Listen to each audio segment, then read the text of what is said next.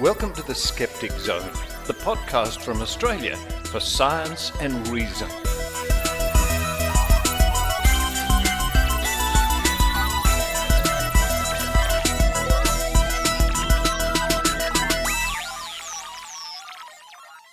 Yes, it's the Skeptic Zone podcast, episode number 898 for the 21st of December 2025. Richard Saunders coming to you from Sydney, Australia.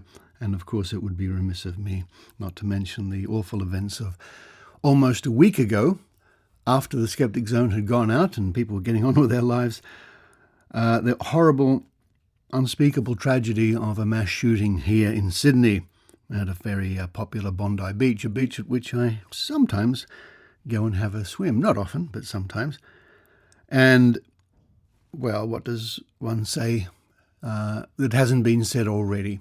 The extraordinary pictures of that man who wrestled one of the gunmen, got his gun away from him and undoubtedly saved many lives, but tragically many lives were lost.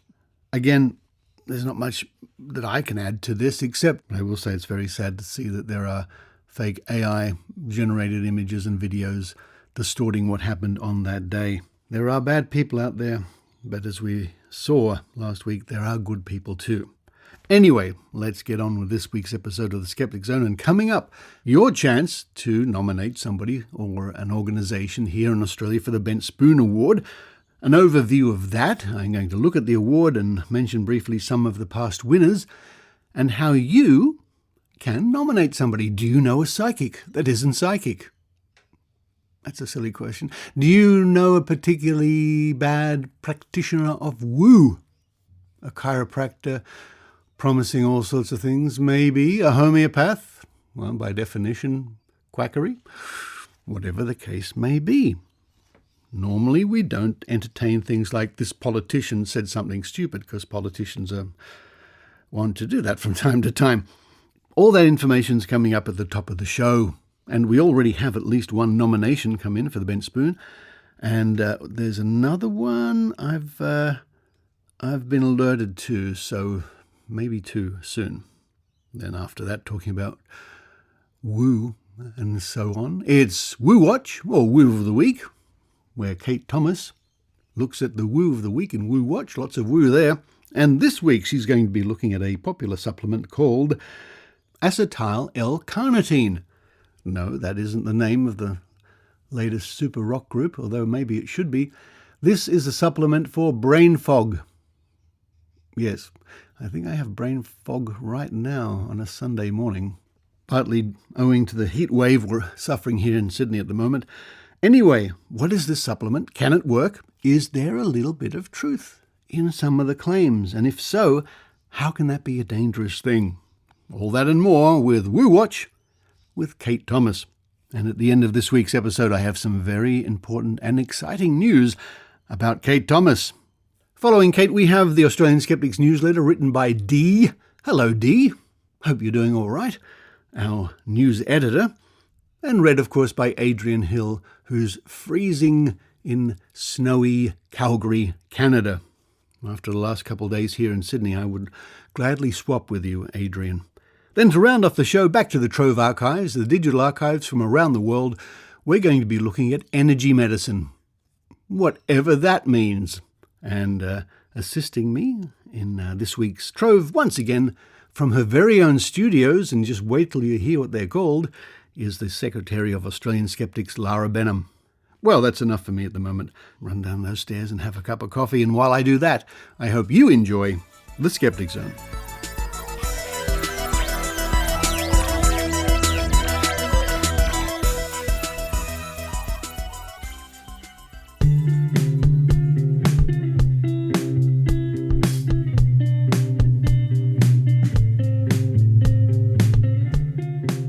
Before me here in the studio, sitting just below the microphone, I have the Australian Skeptics Bent Spoon Award.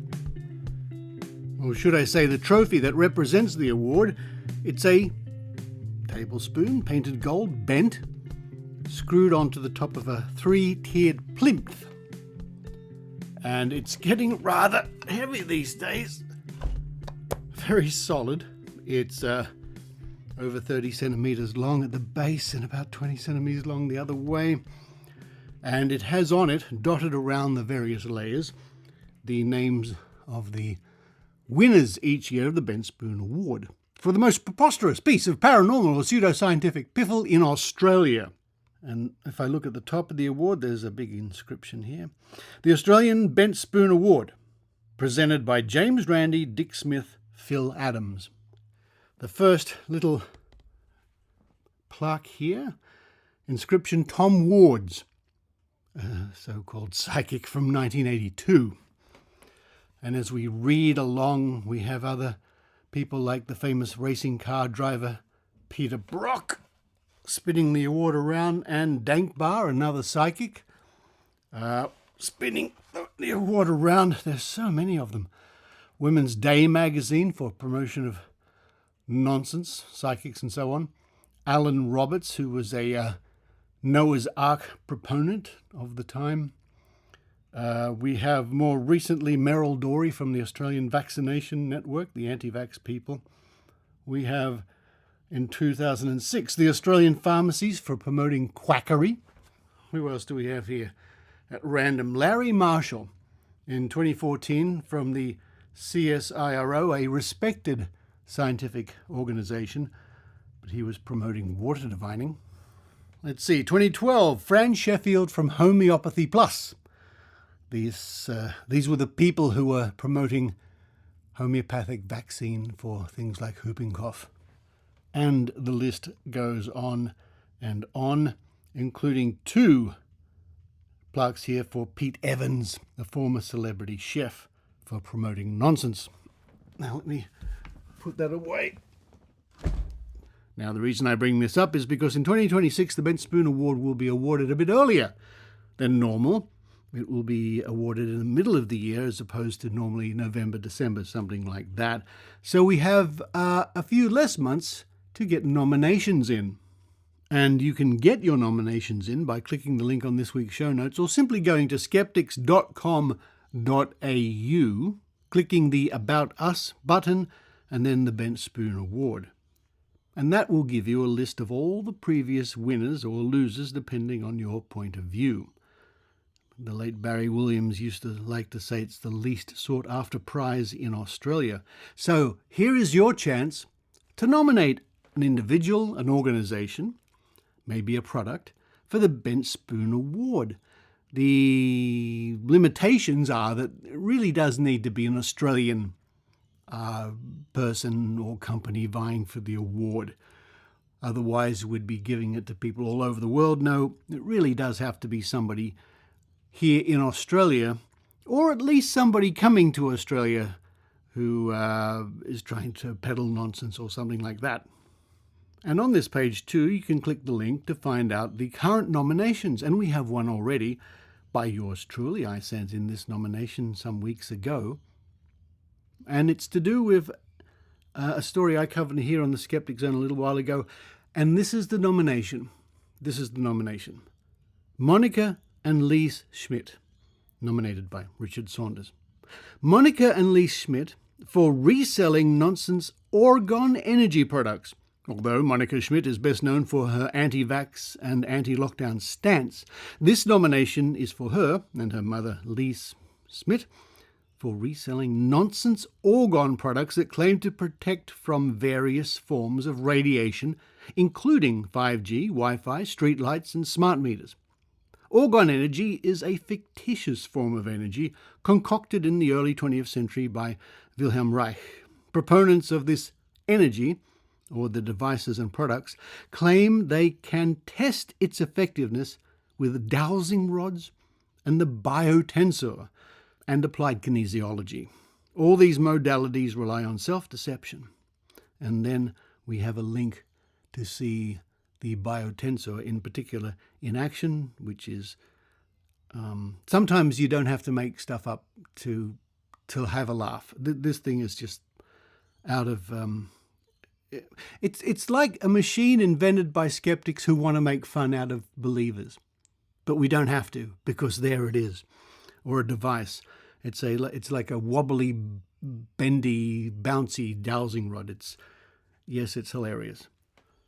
But anyway, so now please, people in Australia, or if you're listening from around the world and you might know of an Australian piece of buffoonery, or you have friends in Australia, you can alert them. We are interested in nominations for the 2026 Bent Spoon Award. Maybe there's a psychic you've heard of. Maybe there's a product you doubt actually works as claimed that deals with the paranormal or fictitious science. Well, now's the time to have a look and let us know. Again, head for skeptics.com.au, click the About Us link at the top of the page, then click the Bent Spoon Award link. The Australian Skeptics Bent Spoon Award, pointing out quackery and buffoonery since 1982.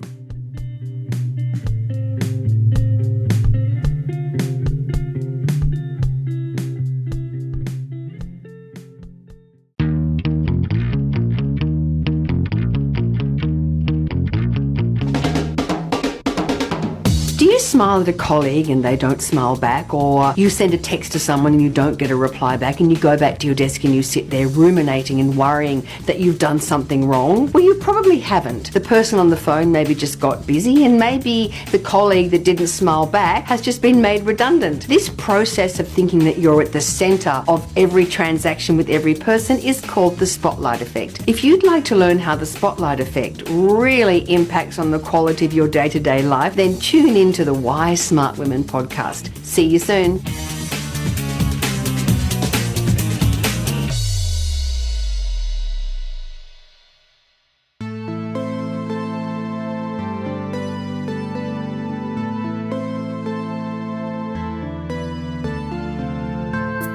With all the weird, wacky woo that's worth watching, it's Woo Watch with Kate Thomas. Hello friends, my woo of the week is a supplement that sounds like it belongs in a biochemistry textbook, Acetyl-L-carnitine. It gets marketed as a mitochondrial energy booster, a brain fog fix, sometimes even a neurotransmitter enhancer.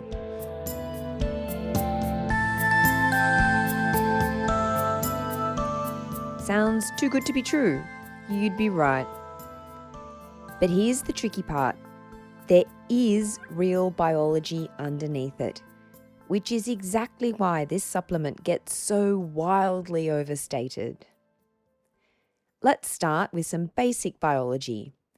Acetyl-L-carnitine, often shortened to ALCAR, is a modified form of L-carnitine, a compound your body already makes from amino acids.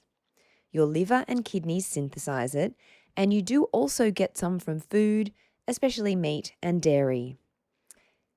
The key thing is the acetyl bit. That small chemical change lets it cross into the brain more easily than plain L-carnitine. This is not acetylcholine. It just sounds like it. It has a nice chemistry, sciencey sounding name, and that naming alone has sold an impressive number of supplements. Acetyl-L-carnitine is involved in mitochondrial metabolism, specifically fat metabolism. Here's what's actually happening. Long-chain fatty acids can't just wander into the mitochondria on their own. They need a transport system called the carnitine shuffle. Carnitine binds fatty acids, helps move them across the mitochondrial membrane, and once inside, those fatty acids can be broken down via beta oxidation to eventually produce ATP. So acetyl-L-carnitine does not make ATP directly, does not stimulate mitochondria, does not turn on energy production. It helps move fuel into the system. Think of it like delivering firewood to a fireplace. Helpful, but useless if the fire isn't lit, the chimney's blocked, or you're already overheating. So why does it get marketed for brain fog? 2 reasons. First, acetyl-L-carnitine can cross the blood-brain barrier. That's genuinely true. Second, the acetyl group can contribute to acetyl-CoA, which is involved in lots of metabolic pathways, including the synthesis of acetylcholine. But here's where the woo creeps in. Yes, acetyl-CoA is a building block. No, taking ALCAR does not reliably raise acetylcholine in a meaningful, predictable way. Your brain tightly regulates neurotransmitters. This is not a top it up and go situation. So when you see boosts acetylcholine, neurotransmitter support, or brain energy enhancer, that's more of a biochemical suggestion rather than a clinical reality. Nuance matters, as I'm sure you've heard me say before.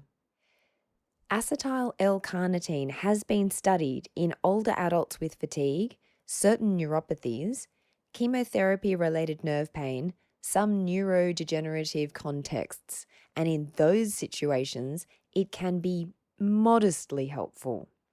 But notice what's missing. Healthy, well-fed people, sleep-deprived, hormonally shifting midlife women, people with iron deficiency, people with untreated sleep apnea, people running on cortisol, basically anyone else who feels as though their brain stopped braining, but could be for a million other reasons. This is not a universal upgrade to superpowers. It gets oversold by using the classic supplement marketing move. Step 1, take a real biochemical pathway. Step 2, remove all context. Step 3, imply universality.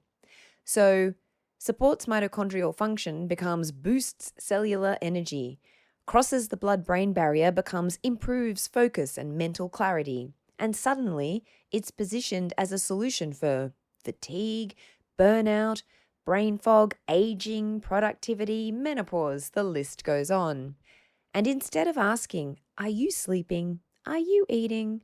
Are you iron deficient? Are you hypothyroid? Are you perimenopausal? Or are you just exhausted? This is what I'm calling the supplement displacement, when a capsule replaces a proper medical assessment. Common side effects include insomnia or feeling wired, agitation or anxiety, headache, occasionally restlessness or irritability. This is why some people say it gives them energy. It can feel stimulating rather than truly energizing. Nausea, abdominal cramps, diarrhea, because if it has an effect, then it can also have a side effect. And it can give a body odor, fishy smell.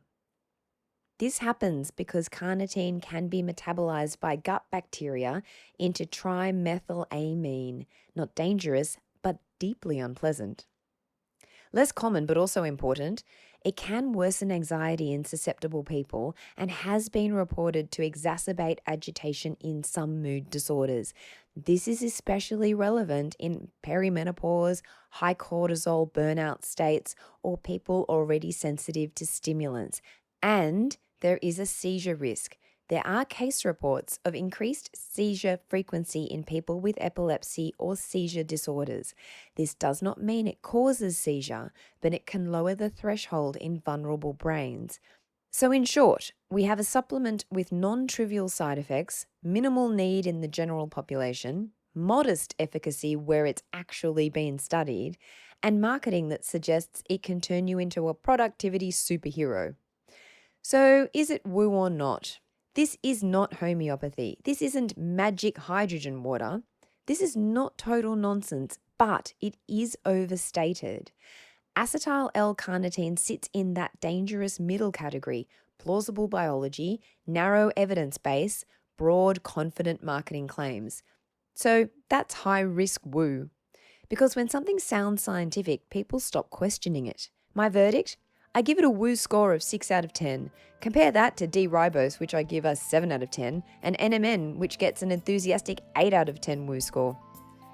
If a supplement promises to fix exhaustion without asking why you're exhausted, that's not optimization, that's woo in a lab coat. But biology is rarely that simple, sadly. If only. I'm Kate. This has been Woo of the Week. Follow me for more woo debunking and medication straight talk on TikTok or Instagram at Prescribe or Pass.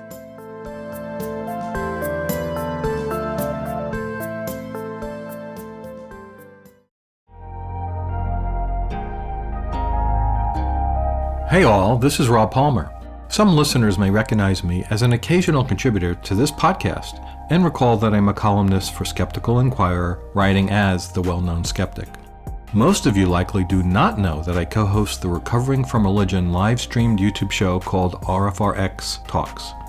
Our weekly show features a wide variety of experts on topics including science communication, skepticism, and critical thinking. Guests have included people familiar to Zone listeners, including Adrienne Hill, Susan Gerbic, Ben Radford, Kenny Biddle, Ross Blotcher, and Eugenie Scott. Our most recent episode featured none other than Richard Saunders. On December 15th, we had a wide-ranging interview with Richard centering on the resilience of belief, and we examined why so many cling to what they already believe, no matter the lack of evidence or how much contrary evidence is available. We talked about Richard's many years of skeptical activism and discussed topics he has investigated and reported on, such as water dowsing, spoon bending, alternative medicine claims, and much more. You can find this episode, along with all previous RFRX episodes, on the Recovering from Religion YouTube channel. Our recent episodes, including Richard's, are in the live playlist there, and hundreds of other episodes are in the much larger playlist labeled simply RFRX. You can find details about our show, including how you can join the live stream on YouTube or in Zoom on our website, which is recoveringfromreligion.org.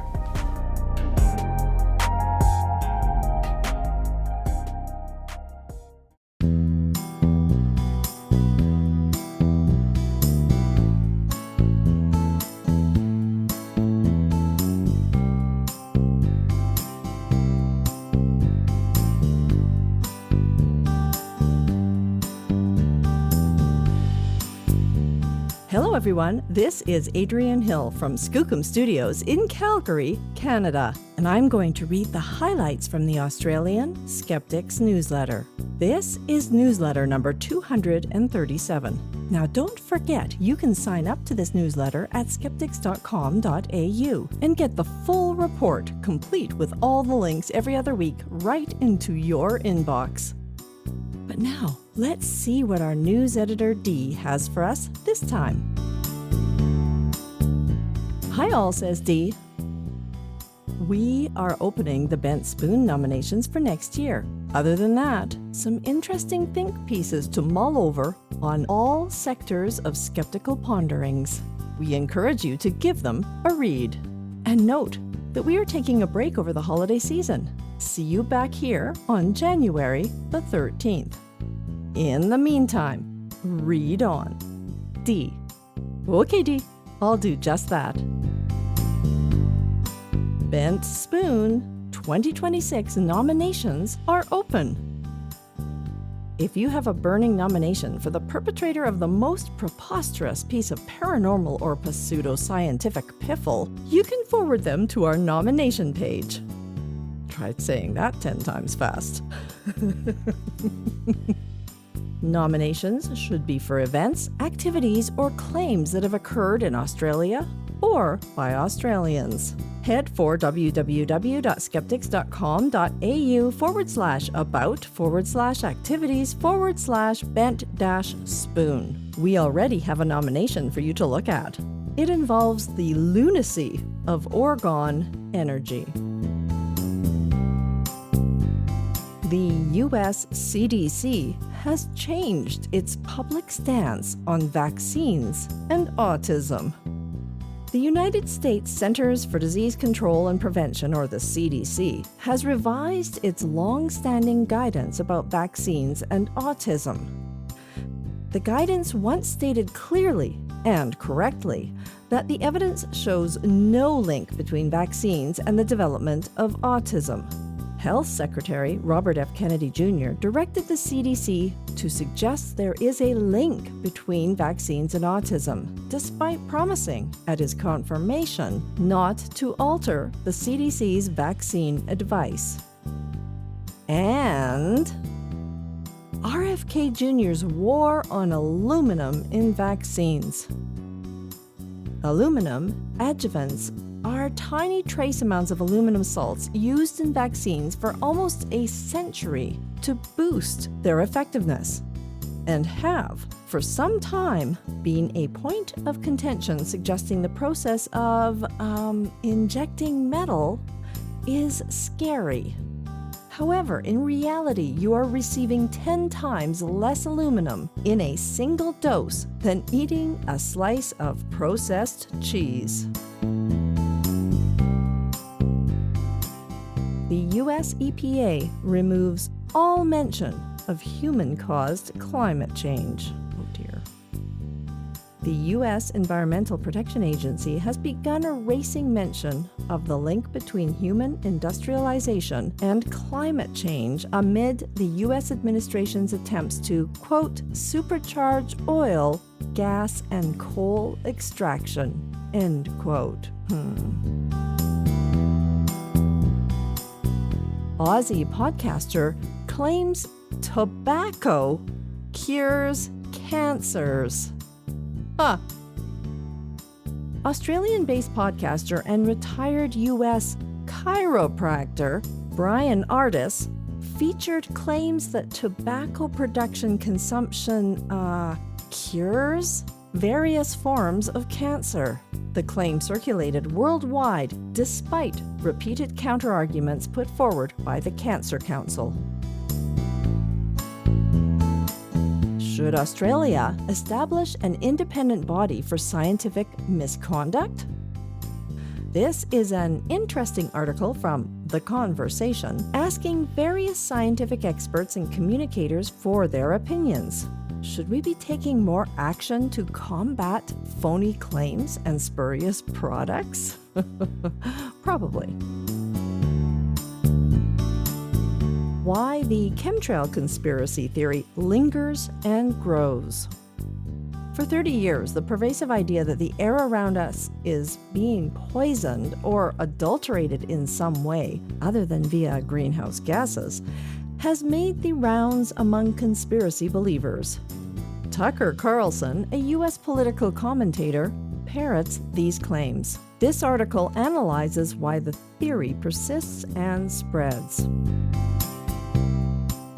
Australians lose almost $1 billion to AI scams. In 2024, the complexity, frequency, and reach of AI scams has defrauded the Australian public for nearly $1 billion. With new and convincing methods of scamming vulnerable individuals and online investors alike, the technology only looks to grow in sophistication as time goes on. Back copies of The Skeptic are available for free. We're having a clean out of back copies of The Skeptic magazine, the Australian version, from the last 10 years or so. If you're interested in catching up on one or more copies of the printed version of the magazine for free, send us a message at nsw@skeptics.com.au and we'll let you know what's available. Now, this is great if you're in Sydney. Meanwhile, you can see all the issues of The Skeptic in digital format. From the very first Volume 1, Number 1 in 1981 to the last Volume 45, Number 2, 2025, online at skeptics.com.au, also for free. Items of interest. Getting serious about UFOs or UAPs? A call for rigorous academic study of UFOs has been made by a Society for UAP Studies, which includes academics from a variety of disciplines including philosophy, law, the sciences, and humanities. Hang on. Law? Will aliens need legal representation? Plus, Elon Musk shares his opinion on the extraterrestrial debate. If anyone would have bumped into a fleet of UFOs in the last few years, wouldn't SpaceX have done it by now? Silly story of the week. Yet another end times prediction. Spiritual leader Riaz Ahmed Shahi warns of an impending comet strike, clearly their mental telescope outrates the Hubble and James Webb combined. No. Story of the week. Newest smoking gun on Bigfoot. Deer hair. Recently declassified documents reveal that the US FBI had correspondence with a Bigfoot hunter in 1976 to 77. Sadly, the experts at the Bureau came back with deer hair as the evidence provided. Well, that's all for this week's newsletter. And I have a stereotypical Canadian word of the week, inspired by an event that happened to me while driving to pick up Spirit Dog Jewel from the vet after she had surgery to prevent recurring urinary tract infections. I woke up to a lovely, though cold and windy, morning, but by the time I needed to go to the vet, it had started snowing. As a 30-year resident of Alberta, driving in snowy conditions is nothing new to me, so off I went. But within 10 minutes from home, I suddenly couldn't see the car in front of me. I turned my flashers on and slowed to a crawl. Fortunately, I could make out the outlines of some driveways, so I pulled over with my flashers blinking. It was quite terrifying. What happened is I found myself in the middle of a blizzard that hit Calgary with winds up to 100 kilometers per hour, shutting down the airport, which is a very rare occurrence here, and causing close to 100 accidents on the Queen Elizabeth Highway, or as Kat and I like to call it, the Question Everything Twice Highway, just north of Calgary. Fortunately, the visibility eventually improved so that I could continue on with my journey, crawling along at 40 kilometers per hour on a highway with flashers on, like all the other drivers. The usual 20-minute drive turned into over an hour. So, my not really Canadian word of the week is blizzard. And according to etymology.com, the word has a United States origin, meaning, quote, a violent blow, end quote, or, quote, a hail of gunfire, end quote, from the early 1800s. By the 1880s, it came to mean a brutal winter with strong winds and driving snow, closer to how we use it today.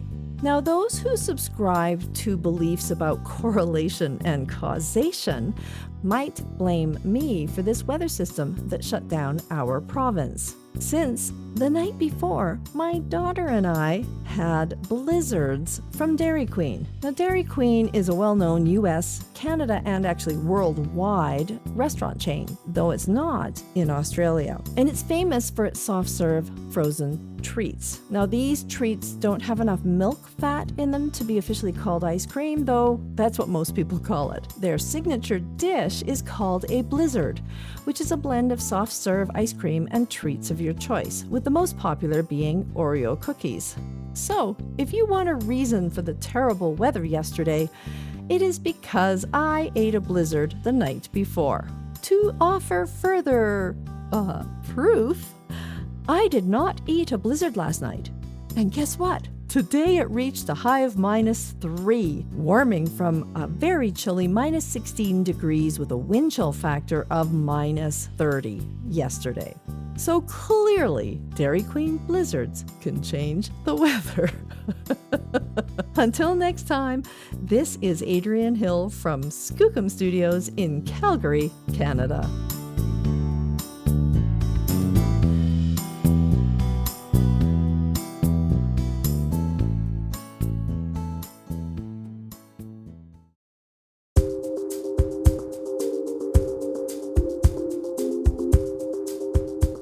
Dr. Harriet Hall, MD, known to thousands as the Skepdoc, was a retired family physician and former Air Force flight surgeon who wrote about medicine, so-called complementary and alternative medicine, science, quackery, and critical thinking. Harriet produced a free online course of 10 video lectures on science-based medicine and alternative medicine. The videos and an accompanying course guide can be found by following the link at skepdoc.info or by visiting tinyurl.com/skepdoc series. Topics covered in the series are science-based medicine versus evidence-based medicine. What is CAM? Chiropractic, acupuncture, homeopathy, naturopathy and herbal medicine, energy medicine, miscellaneous alternatives, pitfalls in research, and science-based medicine in the media and politics. Harriet covers each topic in a matter-of-fact, no-nonsense way that is sure to educate and entertain. Find it at tinyurl.com/SkepDoc series.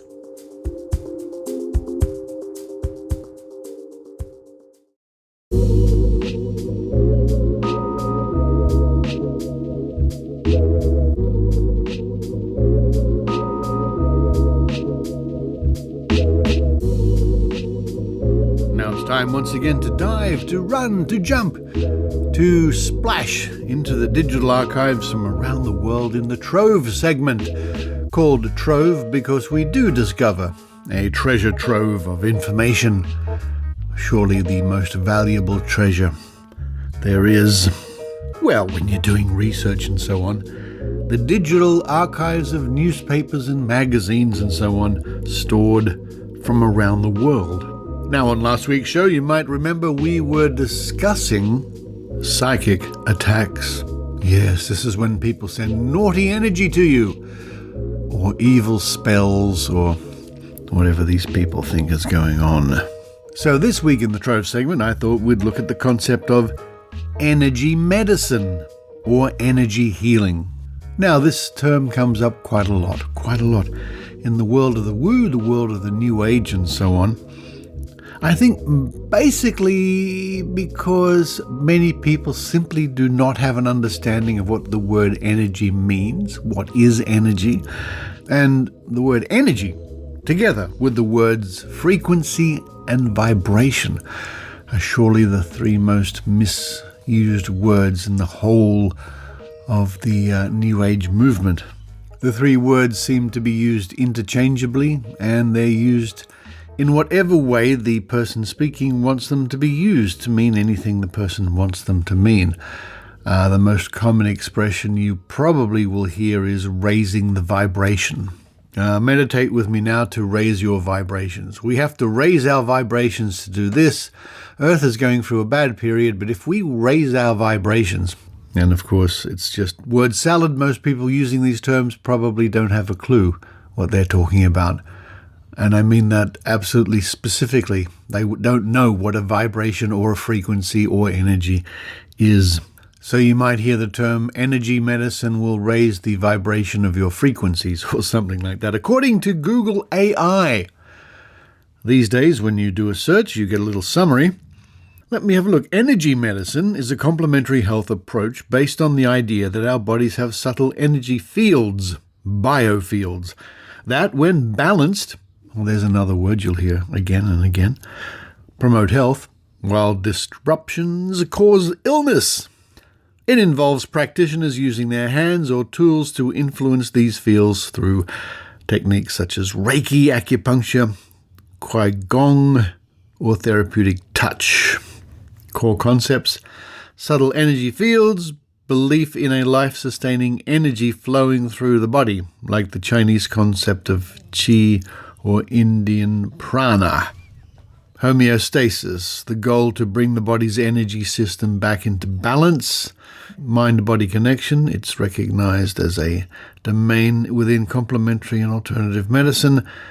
Common techniques and modalities, the aforementioned Reiki, Qigong, therapeutic touch, acupuncture, Eden energy medicine, that's a new one on me. What's that? A system focusing on balancing the body's energy systems through specific exercises and techniques as described in this Amazon listing with a link. Wiki, on the other hand, the entry here on energy medicine. Energy medicine is a branch of alternative medicine based on the pseudoscientific belief that healers can channel healing energy into patients and effect positive results. And there is a lot more on that page, including a listing here of scientific investigations, including links to people such as Edzard Ernst.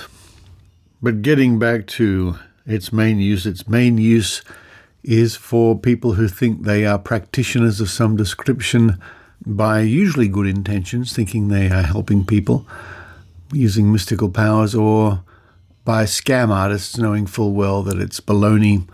However, they're not going to knock back a good source of income.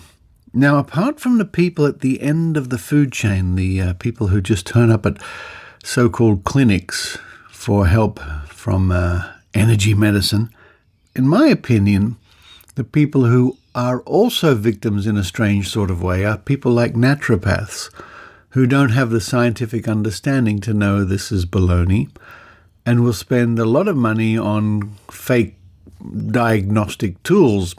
And the people who make these fake diagnostic tools prey on the gullibility and scientific illiteracy of naturopaths. The classic example is when they're sold expensive bio-scanning machines, sometimes called bio-resonance scanning. Now, these take various forms. We've seen them at mind-body wallet festivals before. The most notable one I've seen out there is called the Metatron. Sounds like a cartoon character, which is a computer program on a laptop, which is said to scan your whole body and show you the results on the screen. And again, it's marketed to gullible naturopaths. And in fact, in this week's show notes, I'll add a link to a business in Perth, Western Australia, or at least in Western Australia, that also include naturopaths, herbalists, crystal healing. I think you get the idea. Now, these people have come up on my radar before, but I was reminded recently when I was mindlessly looking at TikTok. In my own defense, as I've said before, I'm doing research on TikTok, I promise you, because I'm looking for these sort of people. And I can't resist. Here's a short clip from one of the TikToks from Vicacious Living Center. Okay, so we're going to start off a quick scan here for my client, and the system is calibrated to know the optimum working level of every cell, and what it's going to pick up on is the disturbances. So it's going to scan through every body system that you have from a cellular level, and from the energetics it's going to pick up where the disturbances and blocks are, and then it's going to categorize those so then we know what is going on in the body. So let's give that a start. Here we go. And as it starts calibrating through, we're going to see the system picking up on any disturbances or blocks in the body. And here is the rating system of the cells. So 1 to 2 is optimum working level, 3 is slight change, 4 is inflammation, scarring, and then 5 or 6 is where there are issues in the body, but energy is created and energy can uncreate it. So as we start working through, we can see here that it's picking up on the circulation system, on the lymphatics, muscles, nerves, anything in the body that makes up our body system, okay? And then now we're moving on to the more in-depth, looking at the brain and the circulation here. So it's very in-depth, very specific to the person, and as you can see, the headset is on here and it's going through the temples and it's reading the parasympathetic and sympathetic nervous system.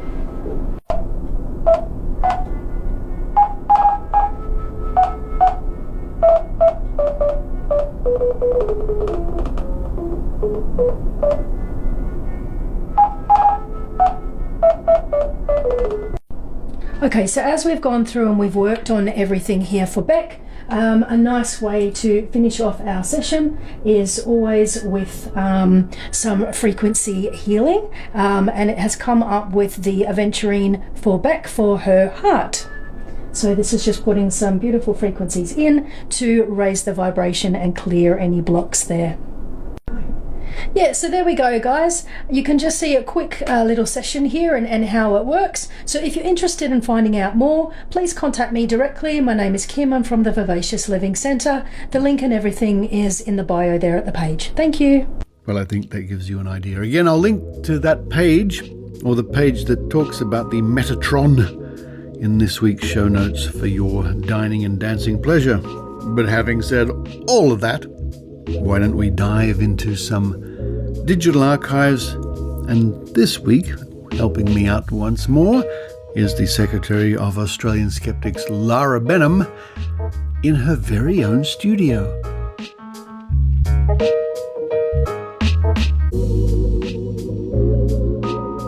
Hello, this is Lara Benham recording from Parallax Studios in Sydney's Inner West. This article is from the Manila Standard on the 3rd of April 2003. Magic of Pranic Crystal Healing. For over 1,000 years, mysteries such as energy healing have been put to the test. How teachings, principles, and practices involved in them are substantial and effective. Today, various discoveries are being made in the realm of healing. One of which is pranic healing, a therapy that utilises prana or vitality globules. It is a form of treatment in which the healer cleanses the energy field or the aura of the patient, then revitalises it with fresh prana coming from nature. There are many ways of doing pranic healing.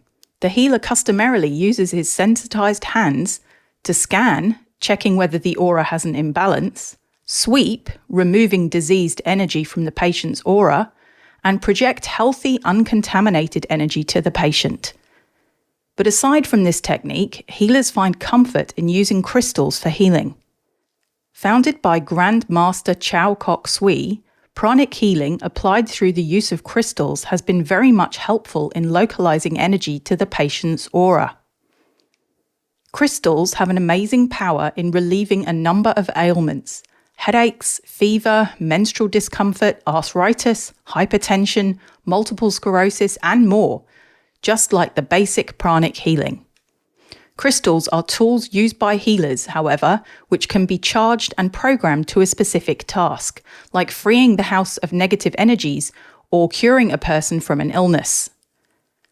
Programming the crystal can be done verbally, mentally, or through the use of mind intent. Significantly, it is a rule that a crystal is cleansed before using it for your healing activities or whatever worthy purpose you have in mind. In removing dirty energy from a crystal, you must use water and salt or incense, or both. Sometimes healers pray to cleanse a crystal. A crystal is charged with pranic energy. Unlike the uncharged crystal, a crystal charged with prana is several times more effective. And charging the crystal with an immense amount of prana can increase its power more than the usual. Crystals complement both basic and colour or advanced pranic healing. In advanced pranic healing, colours, red, orange, yellow, green, blue, are used to alleviate a specific ailment. Accordingly, crystals project these colour pranas that readily soothe any form of diseases. Nonetheless, each colour prana must be utilised wisely, knowing what colours should be used for a specific ailment. Otherwise, the treatment may obtain disapproving results. Call the Institute for Inner Studies at 810-2808, 819-1874 and 812-2326. And this is an article from The Hour from the 28th of April 2003. What is Energy Medicine? By Dr. Michael Basso. Last year, the joint conference of Connecticut Hospital Association and the Connecticut Holistic Health Association was focused on energy medicine. In fact, the featured speakers at that event were the author of Vibrational Medicine, Richard Gerber, MD, and biophysicist James Oshman, PhD. This year, the same conference will include energy medicine as part of a talk on holistic nursing. The current practice of holistic nursing is broad in scope and often includes such exotic-sounding practices as reflexology, touch for health, and Reiki, among many other natural healing modalities. In broad terms, all of these healing modalities and many others are considered to be energetic healing systems to a degree. Reflexology is a form of acupressure where points on the hands and feet, and sometimes the face, are pressed or rubbed to affect all the major organ systems within the body. Touch for health is a form of bodywork in which the practitioner may touch the body directly, as well as making hand movements above the body. Reiki is considered by many to be a more pure form of energy medicine, in which the practitioner's hands are placed on or over strategic points along the front or back of the body, while the practitioner's hands are considered to be channel for healing energy to reach those areas where it is most needed to achieve balance. And I did change a little bit there because in the original print, it says, while the practitioner's hards are considered to be channel. I assumed it meant hands. While there are currently many variations within this very popular healing system, most even include methods to supposedly allow healing energy to reach clients from a distance. The Reiki practitioner is said to be attuned by a qualified Reiki teacher and is given ancient symbols to visualize during aspects of the healing process, as well as for teaching others this ancient Japanese healing art.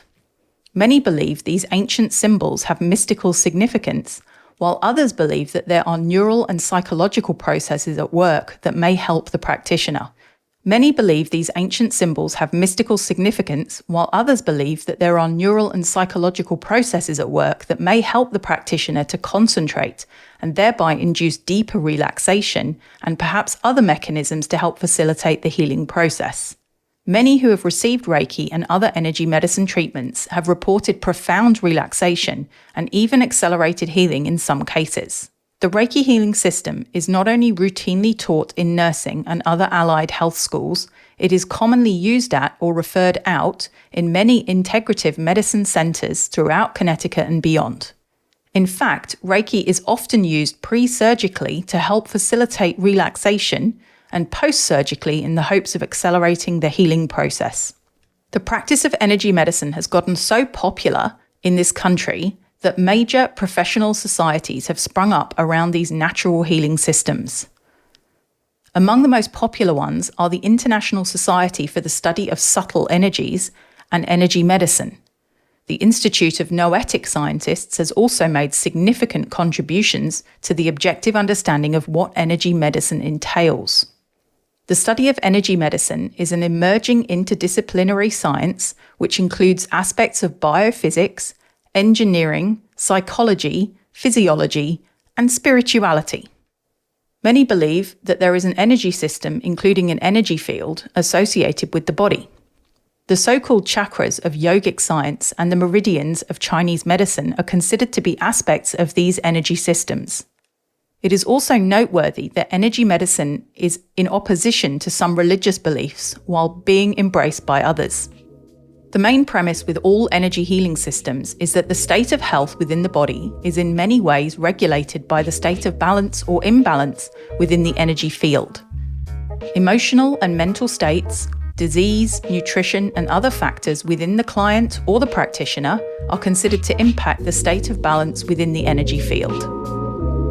And there's a note at the end, Dr. Basso has a PhD in clinical psychology and biomedical systems and is president of the Connecticut Holistic Health Association, www.cthha.org.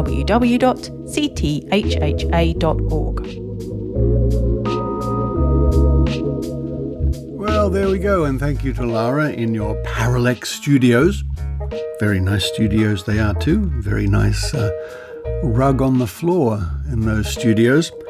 And of course, from a sound point of view, anything like rugs on the floor or sound baffling, or even here in the Skeptic Zone studios, I've got my corner here surrounded by acoustic foam. And there's a shop in Sydney, and this isn't an advertisement, but this is just a matter of fact, called Reverse Garbage. And they sell all sorts of wonderful things, sort of surplus and weird stuff that appears, including stacks of large squares of carpet, probably used for demonstration purposes or to sell the carpet or whatever. It all ends up there, and of course I hoard them, put them all around the studio, and it makes for an excellent way to minimize echo, which all has nothing to do with energy medicine. Yes, energy medicine. Energy, frequencies, vibration. Terms that mean anything the practitioner wants them to mean, or the spiritual guru, or whatever the case may be. Let's all raise our vibrations. In fact, why don't we all lower our vibrations and our expectations? But then we can raise them again when we go to Trove or any online store of newspapers and so on, because when you go there, You never know what vibrational frequency energies you might find.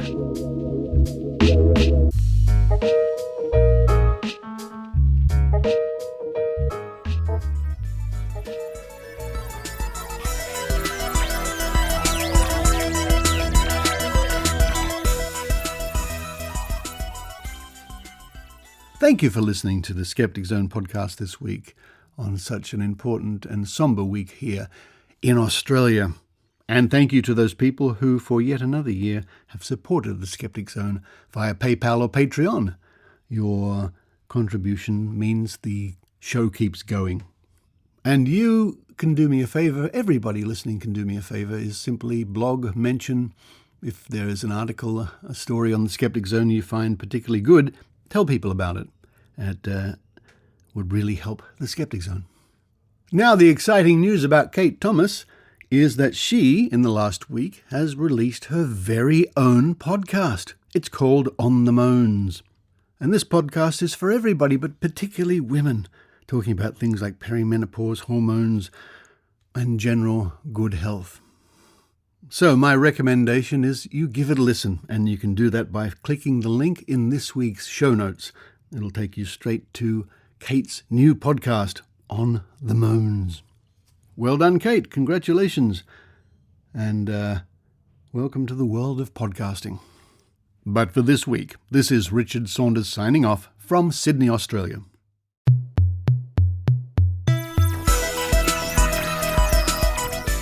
You've been listening to the Skeptic Zone podcast. Please visit our website at www.skepticzone.tv for episodes and show notes with links going back to 2008.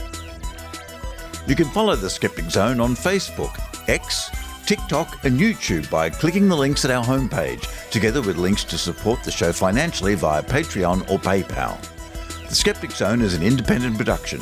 The views and opinions expressed by our guests are not necessarily those of the Skeptic Zone podcast or any other skeptical organisation.